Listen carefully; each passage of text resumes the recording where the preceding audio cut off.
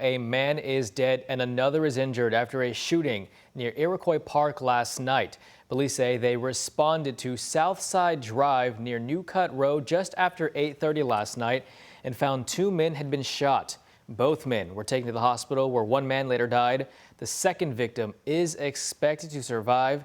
Police say they believe that all parties have been accounted for in this incident. Police have arrested another person in the Orange County deputy shooting. 37-year-old James Adams of Comiskey, Indiana, is facing charges of assisting a criminal and false informing. According to Indiana State Police, detectives believe Adams arrived at the New Albany apartment on Market Street, where suspect Austin Sheppers had escaped 2 hours after shooting Deputy Zach Andre. Investigators say Adams knew of Sheppers' situation and helped him escape from New Albany to South Louisville. LMPD released body camera footage from when they attempted to arrest Sheppers, which ended up in a fatal shooting. We do want to warn you, it could be disturbing to some viewers.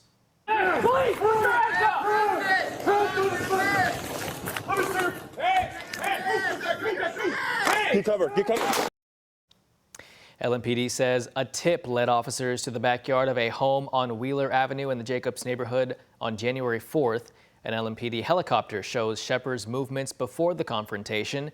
Meanwhile, body cam video shows 7 officers, that's 4 LMPD officers and 3 U.S. Marshals, returning fire for about 8 seconds after police say Sheppers shot at them several times.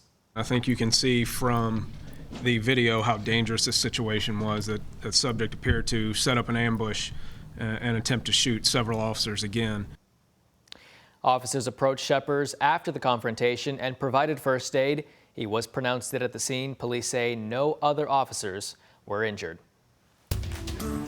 Well, just a day later, LMPD was involved in another shooting. It happened on January 5th after police say Joshua Miller shot and killed his ex-girlfriend's cousin.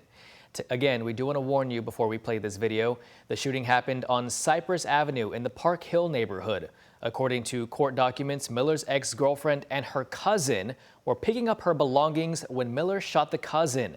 She later died at the hospital. While they were on Cypress investigating, officers say Miller returned to the scene and an altercation happened. Officer, he's in the back. He's in the back. He just showed me he's in the alley. He said if he...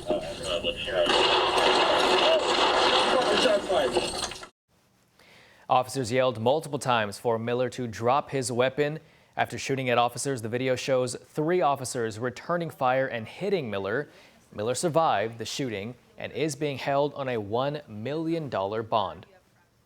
Well, the effort to reconnect Louisvillians' access to the Ohio River and a beloved park is now getting a big boost after a local agency landed a grant for more than $14 million.